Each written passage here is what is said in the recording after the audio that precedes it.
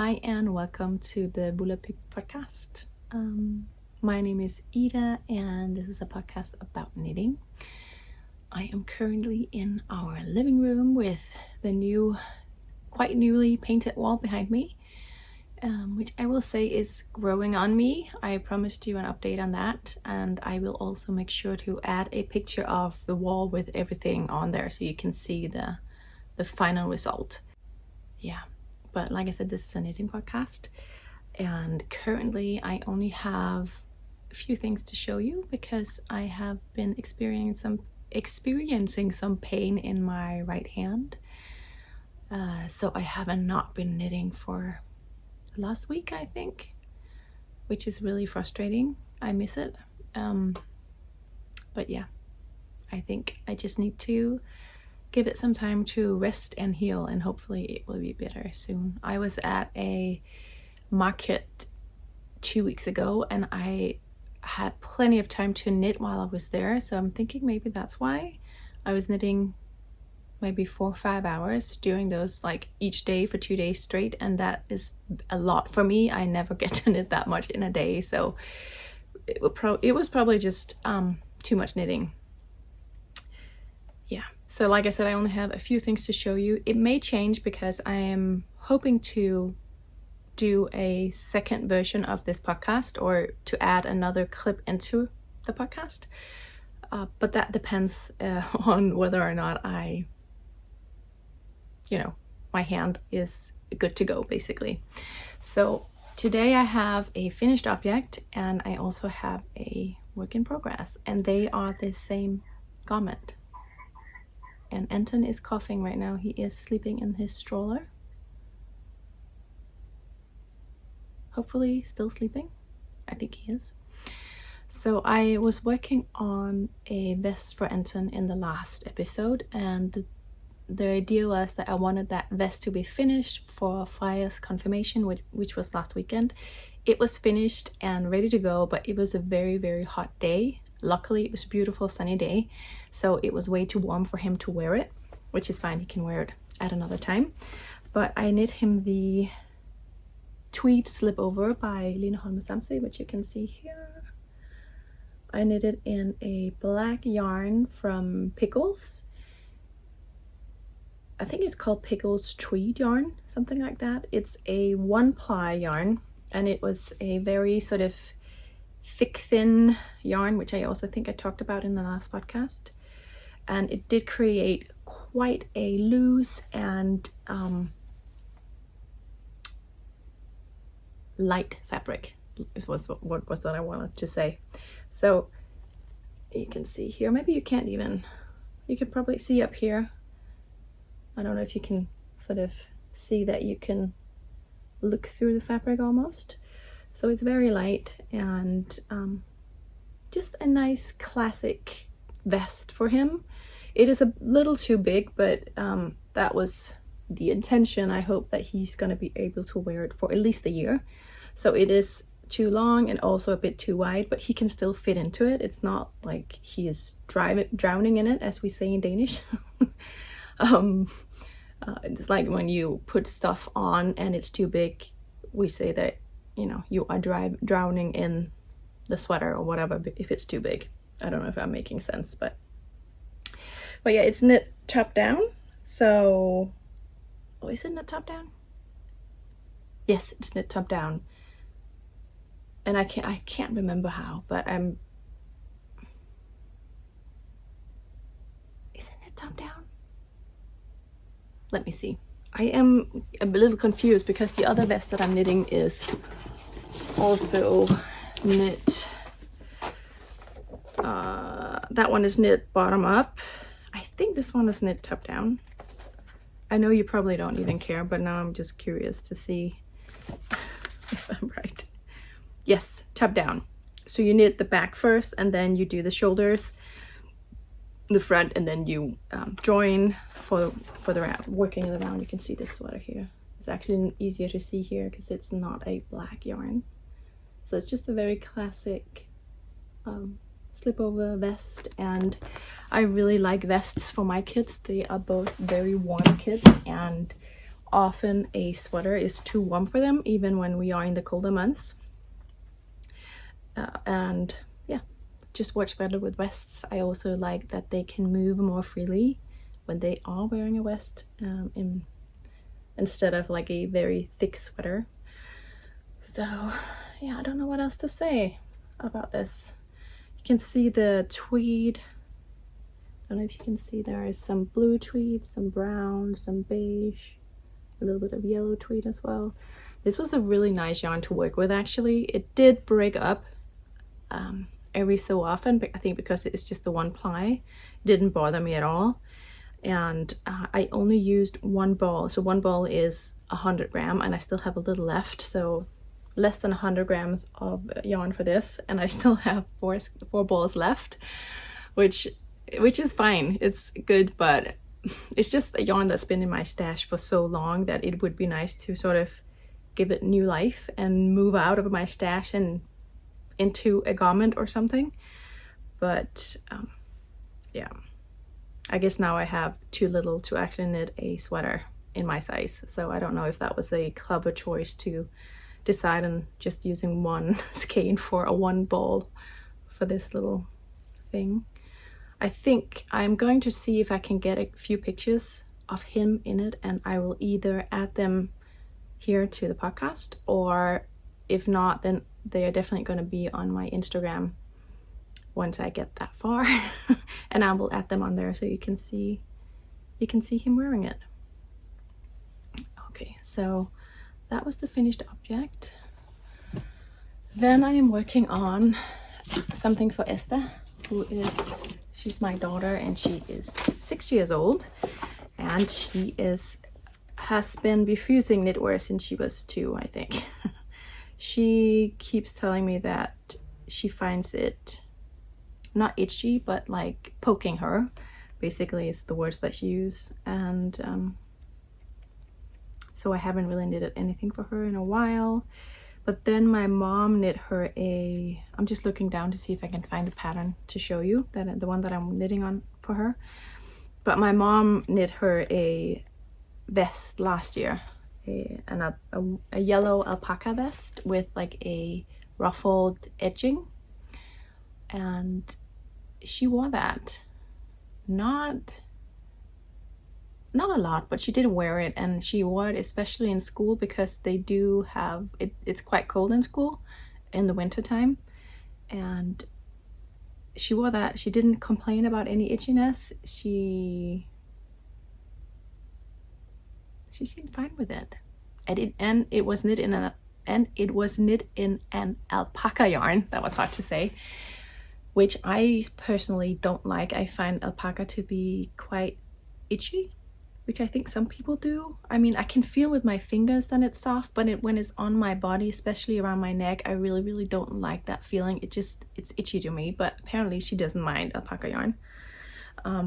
So I thought, okay, so there is a little loophole here for me to actually get her to wear some knitwear.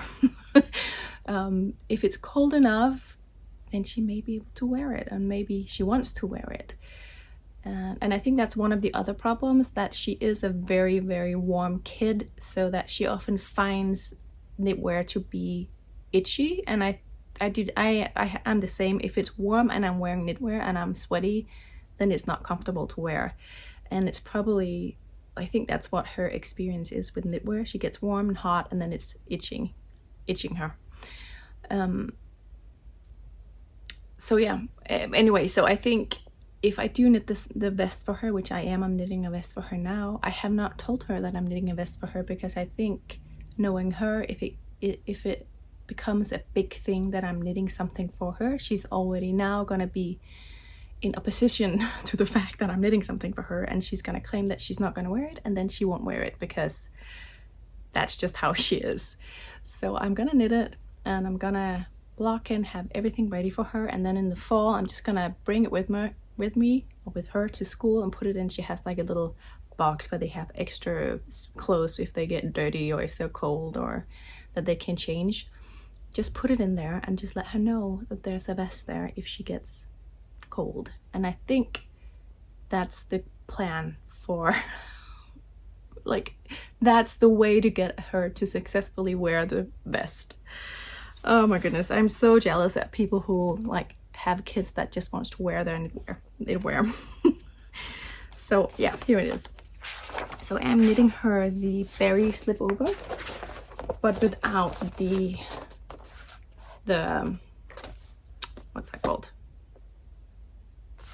pattern in the front, I guess. I'm just knitting it plain in stockinette stitch. I just really like the way the pattern looks. It has quite a deep and wide neckline, which I also talked about last time.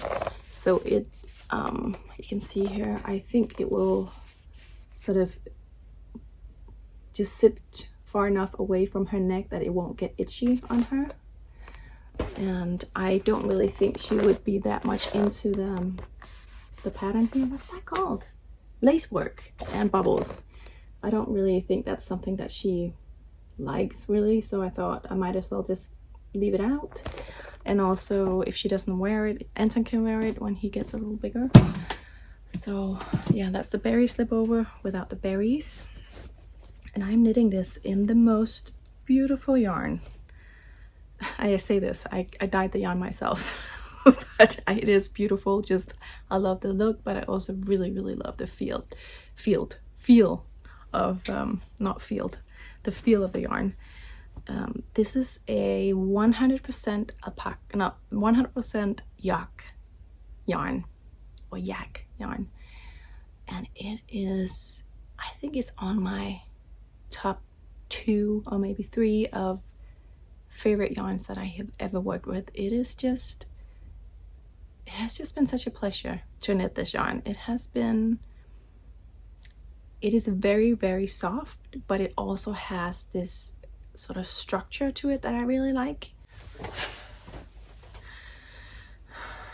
A kid just came in, and I can't really remember what I was talking or what I was saying, but oh yeah, I was talking about the yarn.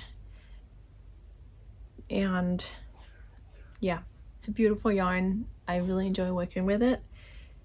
Oh yeah, I was talking about it's very soft, but also has a sturdiness that other soft yarns doesn't. That's it. Like, the feel of it is just very sturdy but very soft. It is a joy to work with. I really enjoy this knitting experience.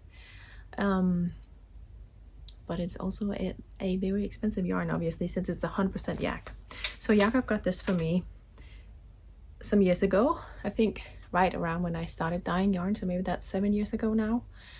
And he got me 5 skeins, and I for some reason only dyed on 3 of them, which was just, I don't know why I did that, because 3 skeins of a DK weight yarn doesn't really give, it's not enough yardage or meterage for a sweater for me. So I have just had it laying around and not really known what to do with it or what to knit with it, because like I said, it is a special yarn, so I didn't want to just knit something random or anything. But then I just decided, since Esther is as wool sensitive as she is, this would be perfect. And again, I could knit it for her, and then when she hopefully has worn it a lot, then Anton can wear it. So it's gonna be a hand-me-down and get as much wear as possible out of it. So let me show you. You can see it here. So I'm knitting the, like I said, the berry slip over, which is knit bottom up. It has this nice split hem, which you know by now probably that I really love. And I've knit the back, I am at the front, and yeah, obviously knit the ribbing. So it's almost done actually. And look at the let me see if I can show it properly to you. I'm in the middle of a row, of course, but look how wonderfully even the speckles are. I have not alternated skeins, I have not done anything. I think maybe you can see, let me see where so here is where I changed to a new skein. I did not even do any striping or anything, and this dye job I did here is just so beautifully done. I'm really proud of myself. I wish yeah, I don't know I think, I know it's not only the dye job, it's also a stroke of luck in terms of the number of stitches. So I think it's probably a mix of a really good dye job with the number of stitches for this sweater that just makes it, you know, distribute quite evenly, all the speckles. So I really like this colorway too. I think I'm gonna see if I can recreate it. So this brownie beige background color is the base of the yarn was that color, so I have not dyed that. I have only speckled it with this like gray, very light blue, and brown, golden brown, and forest green colors, and I just think it is a wonderful piece. I think it's just, you know, when you knit on those things or those pieces that just, you love the yarn, you love the color, yeah, you like the pattern, and the pattern is just stockinette stitch, but that's my thing. I like that. It's just a beautiful, lovely experience, I think, which is also probably why my hand is hurting, because I have been knitting on this quite a lot. I've had a hard time putting it away. Like, I just have been wanting to knit on this because it's just, I wish you could feel it. It's just, yeah, lovely. So yeah, I'm actually quite far with this, I can see. So I need to just do the ribbing, and this one's going to be done as well. I have not been working on my other loops t-shirt pattern from the Isaiah Breeze collection. I can't remember the name of it. I did do that swatch that you saw, and I want to do the swatch with that other yarn, which is the, I think I mentioned, I've ended up calling it the fairy circle colorway, I think. Yeah, I can't remember, but I want to do a swatch with that yarn as well. And I don't really have any other major knitting plans other than that sweater right now, or that t-shirt. I just found a project that has been laying around since last year. I began working on a crochet hat. What is that called? Like a sun hat, I guess you would say, for Esther last year, and she chose some colors, and I was working on it. It took a long time because I'm not a crocheter, and it just takes me a while to do so, and I didn't finish it in time. Basically, I did maybe a fifth of the hat, and then I found it a couple of weeks ago when I was just going through my project bags. I don't know, I always have quite a lot of project bags with unfinished projects, and every so often I go through and see what's in there. And I remembered that I had been working on it, and as you know, the sun is here and this summer is just around the corner, I thought maybe I could pick that up again and start working on it. So I have. The thing is that the original one that I was working on was worked on a smaller crochet needle, that what the pattern calls for it than what the pattern calls for. But last year it was like, I don't want to buy another needle or a crochet needle. I don't know what I was thinking, because of course it does affect the final result, and I could see that basically it was going to take me longer to finish it on that smaller crochet needle, of course.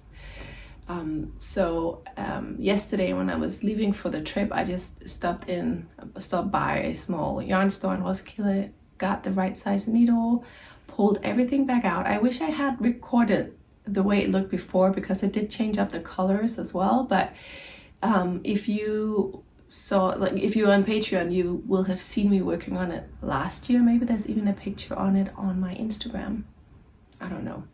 But basically I worked the hat in 3 colors, and I just figured that since I'm a complete newbie with crochet, it would be better to just do the same thing as the pattern, and the pattern is just striping 2 colors. So that's what I've been doing. Long story short, here's the hat. Well, not the hat, but the beginnings of the hat. So it's right here, as you can see. It is called the Kolonihave hat, and I can't remember what the English pattern name is. I'm pretty sure it's in English because there are plenty of tutorials in the pattern on how to do this. Otherwise I would not have been able to do it. So this is basically just looking at the instructional videos that Jeanette, which is the designer, has done, or Air Crochet is her name, her designer name, and that's in English. So I figured that the pattern is also available in English if you would like to try it out. And like I said, I'm a complete newbie. I do know how to knit crochet granny squares. That's it. I don't know anything of like about the terms, the knitting terms, crochet terms and all of that. So that's why the videos are so helpful for me. Yeah, so I'm making this for Esther, and she chose 3 colors. I just decided now to do 2 colors, and we'll see if she wears it. It's not, if she doesn't wear it, it's not gonna be because it is itchy, because this is knit in a cotton yarn, and I don't have the labels with me. It's just a, I don't know, fairly cheap cotton yarn, I think. And I'm just striping it. It has this really nice stitch running down, as you can see here, that I really like. And obviously this is the top part of the hat. And right now I'm doing increases, and I'm gonna continue doing so for I don't know how long, a while. And then of course it's gonna I'm gonna do the shaping of the hat, I guess. And I'll see if I can put in a picture so you can see it. It's a really cute little hat. I hope she's gonna wear it. If not, Anton is just gonna wear it. If I can get him to wear a sun hat. He's 2, I don't know. 2-year-olds are just hard to keep anything on, especially on their heads. So we'll see, but that would be good for him to have a hat as well. If Esther really loves it, and if I find the strength in me to do another one, maybe I will. I mean, it's getting easier, obviously, the further I get, because, you know, I basically practice the stitch pattern. Then I'm gonna knit one for crochet one for her in him. Oh my goodness, it's in the morning. I'm at a hotel, and yeah, early morning. I hope you can follow along in my ramblings. Anyway, I'm gonna crochet one for Anton, and I have a very bright blue, and then this kind of beigey, very light beige color. I also have a very bright red, which also would be kind of cute for him. So I don't know, either one of the 2 I'll decide on making for him. I brought this along with me because, like I said, I have that issue with my hand, and I thought that crochet would be good to do instead of knitting. So yeah, I mean, I've been working quite a lot on this. It looks like nothing, but it has taken me hours of crochet. So yeah, but the pattern is lovely, and if you're new to crochet, if you haven't done it before, you can definitely do this because it's such a good and thorough video. And I think I hope there are that she's made videos for the whole process, so you basically just have to look at the videos and you're good to go. I have not looked at the pattern in the sense of I haven't read like the instructions. I just look at those videos. Yeah, so I'm glad I brought it with me. It's in this bag from Calico that I bought at one of the first Fiber Folks that we held, and I just love it. It's just a really gorgeous screen printed bag. Yeah, so I think that's gonna be all for now. All about knitting for and crocheting for my kids, apparently, which I haven't done for quite a long time. I just have not felt like making anything for them. I just been wanting to do stuff for myself. Which is fine. Knitting takes a long time, so it has to be a joyous process. Was there anything else I wanted to say? Oh yeah, I added a 7-day free trial to Patreon. So if you want to go and try out and just see what it is, you can do so. I think you still have to sign up with your credit card and all that payment information. I think so. I don't even know. But you can get 7 days for free, and you just have to unsubscribe like within those 7 days if you just want to have a look in there. I think you get access, I am 99% sure that you get access to everything in there. So the whole backlog of the last 2+ years of podcasts and blogs and everything. So there's plenty to look at in there. And yeah, if you just want to do that and then sign off again within those 7 days, do so. You don't have to feel bad about it. I get it. But yeah, just wanted to let you know that you can go in there and have a look. Yeah, and I will do another podcast next month, hopefully with a bit more knitting for myself. I really want to start knitting on a t-shirt now for me. Yeah, but I'll talk about that next month. Bye.